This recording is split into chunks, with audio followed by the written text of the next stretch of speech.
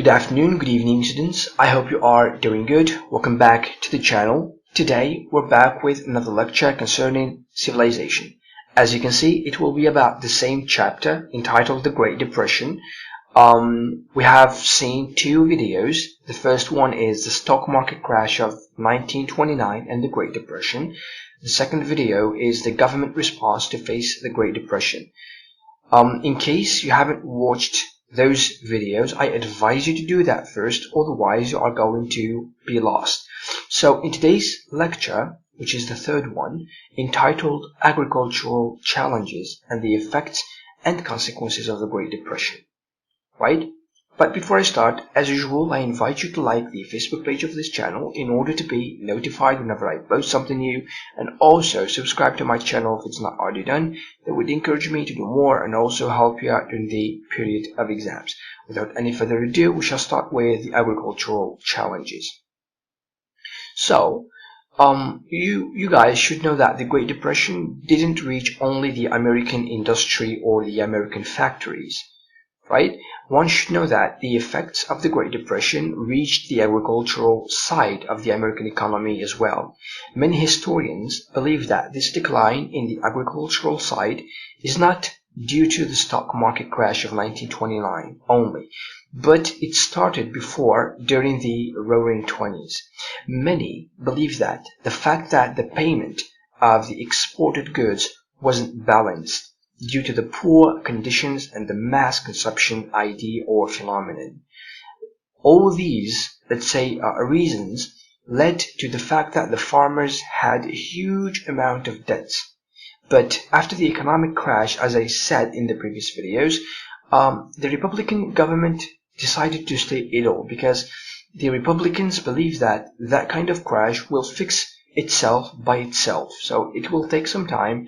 Without the interference of the government, the economy will be fixed, right? So then, after a while, they have seen, or they have noticed, that staying idle probably is not a good idea. So they decided to interfere and maybe make some changes and help fix the situation. First, they initiated what we call the Wholly Smooth Tariff.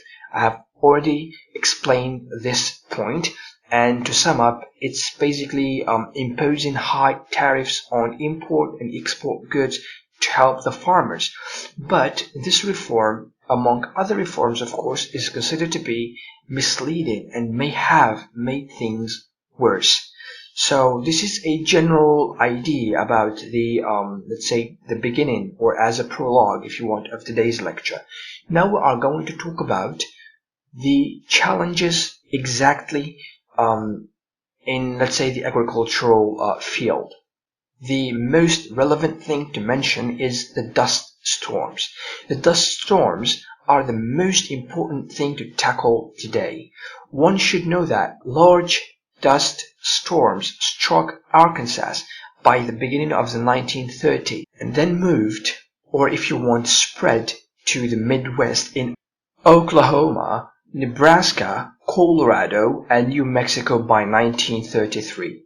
You see, many farmers tried to overcome or to beat this phenomenon of dust storms by overplanting their lands until those farming areas became useless, which means those lands could no longer be farmed. You see, after that, the phenomenon of these dust storms were given the name of the Dust Bowl or the Dirty 30s.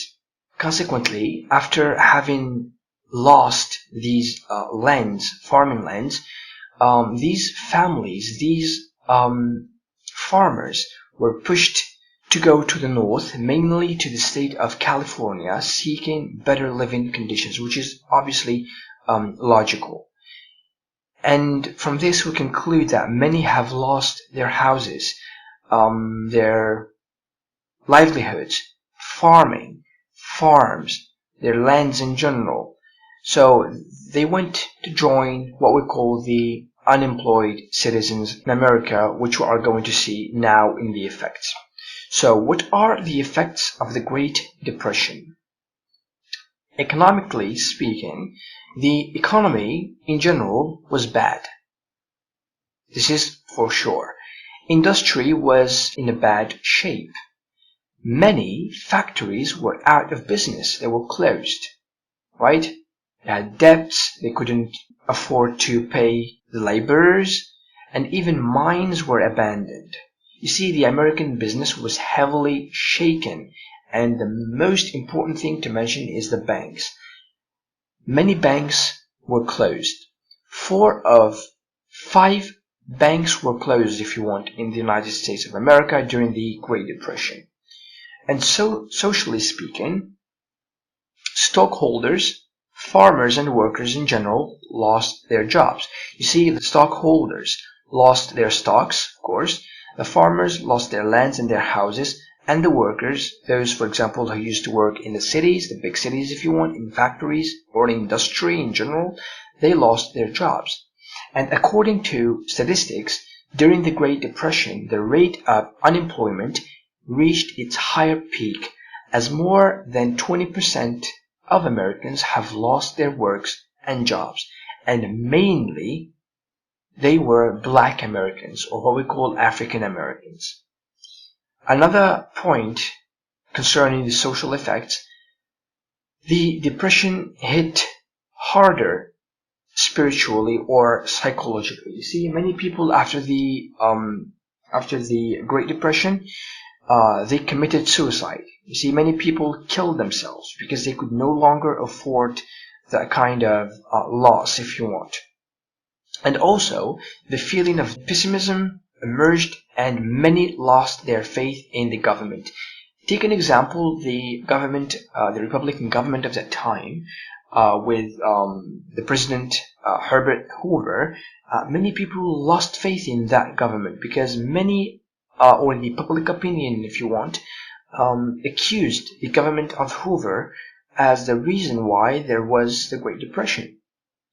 And at the end of the social effects to mention is the tents. You see, tents were found everywhere due to the fact that many people could not afford having a house, and they were called, or let's say academically called, encampments or shantytowns.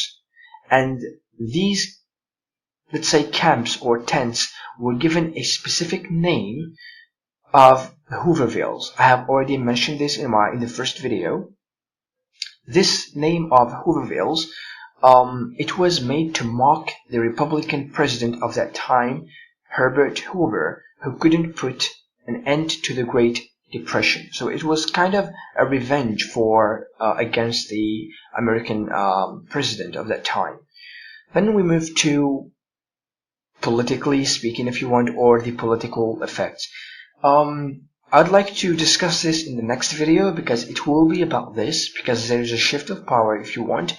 But in this video, we are going to mention that the public opinion decided to vote for Franklin Delano Roosevelt against the previous Republican president, obviously Herbert Hoover. Okay, so we had Herbert Hoover who couldn't stop the Great Depression, and many blamed him for the start of the Great Depression as well. So obviously in the next election, people will not vote for him, and they voted against him, and Franklin, or the president that we know under the name of Roosevelt, became the next US president. Anyways, if you have any question, feel free to ask them in the comments below, or contact me on my Facebook page, and I will answer you as soon as I see your message. Otherwise, I tell you, stay safe. See you in the next video. Peace.